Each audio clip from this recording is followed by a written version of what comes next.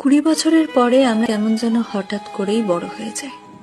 হাওয়ায় ভাসতে থাকা ফুরফুরে চঞ্চল জীবনটাই হঠাৎ যেন রেসপন্সিবিলিটি, কমিটমেন্ট, হার্ডওয়ার্ক এমন সব কঠিন কঠিন শব্দগুলো লাগাম লাগিয়ে দেয়।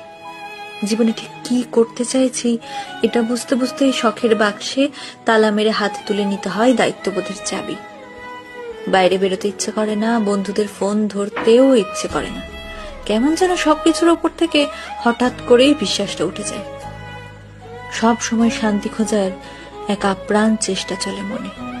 নির্ঘুম রাতের তারারা সাক্ষী থাকে এই গল্পগুলোর। শখের জিনিসগুলোর একটা লম্বা লিস্ট তৈরি হয় মাথায়, কারণ 20 পর বাবার কাছে শখের জিনিসটা চাইতে কেন জানি ভীষণ দ্বিধা বোধ হয়।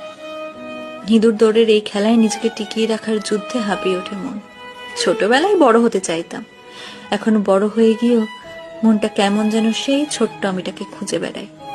20 পর আমরা আসলেই বড় হয়ে যাই।